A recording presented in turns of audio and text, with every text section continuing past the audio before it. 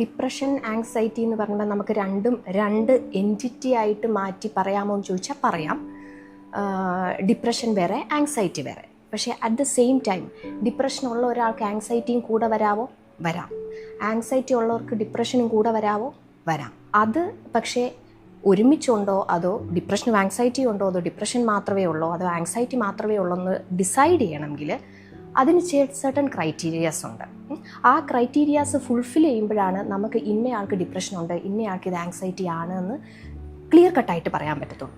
അത് നമ്മളുടെ മെഡിക്കൽ നോളേജിൻ്റെ ബേസിസിൽ നമ്മൾ പറയുന്ന കാര്യങ്ങളാണ്.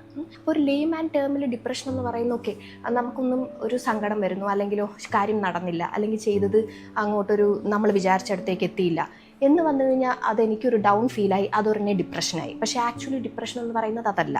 ഡിപ്രഷൻ എന്ന് പറയുന്നത് നമുക്ക് ആ ഒരു സങ്കടം, നമ്മളുടെ മനസ്സിലുണ്ടാകുന്ന സങ്കടം നമ്മൾക്ക് ചെയ്യുന്ന കാര്യങ്ങളിൽ നമുക്കൊരു ഇൻട്രസ്റ്റോടെ ചെയ്യാൻ പറ്റാത്ത ഒരവസ്ഥ, നമ്മളുടെ ഒരു എനർജി ലെവൽ വളരെയധികം ലോ ആയി പോകുന്നൊരവസ്ഥ, നമ്മുടെ കോൺഫിഡൻസ് കുറഞ്ഞു പോകുന്ന അവസ്ഥ, നമുക്ക് നമ്മളിൽ തന്നെ ഒരു വിശ്വാസമില്ലാത്തൊരവസ്ഥ വരുന്നു.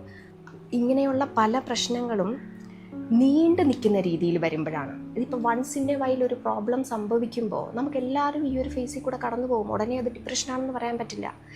ഇങ്ങനത്തെ ഒരു ഫീലിങ്സ് നമ്മളിൽ കുറച്ചധികം നാൾ നീണ്ടു നിൽക്കുന്ന ഒരവസരത്തിൽ ആണ് നമ്മളതിനെ ഡിപ്രഷൻ എന്ന് പറയുന്നത്. അതിനോടൊപ്പം ആ ഒരവസ്ഥ അവരുടെ ജീവിതത്തിൽ അവർ ചെയ്യേണ്ടതായ കാര്യങ്ങളിൽ ചെയ്യാൻ പറ്റാത്തൊരവസ്ഥയിലേക്ക് അവരെ കൊണ്ടുപോകുമ്പം അപ്പോഴാണ് നമ്മളതിനെ ഡിപ്രഷൻ എന്ന് പറയുന്നത്. ഒരു മിനിമം ഒരു 2 വീക്സ് വരെ നീണ്ടു നിൽക്കുമ്പോഴാണ് നമ്മൾ യൂഷ്വലി ഒരു ഓക്കെ ഡിപ്രസ്ഡ് ആണ് പേഷ്യൻ്റ് എന്നുള്ളൊരു ഡയഗ്നോസിസിലോട്ട് വരുന്നത്. ചിലപ്പം നമ്മൾക്ക് ഒരു പേഷ്യൻറ്റിനോട് സംസാരിച്ച് കഴിയുമ്പോൾ വളരെ കുറച്ച് കാലം, ഇപ്പോൾ 2 ആഴ്ചയിലും കുറവാണെന്ന് തോന്നിയാലും, കുറവായിട്ടുള്ളൊരു ഡ്യൂറേഷനാണ് അവർ നമ്മളോട് പറയുന്നതെങ്കിലും, പക്ഷേ ഇവരനുഭവിക്കുന്ന ഒരു ബുദ്ധിമുട്ട് അത്രയും സിവിയർ ആണെങ്കിൽ അപ്പോഴും നമുക്ക് ഡിപ്രഷൻ എന്ന് പറയാം.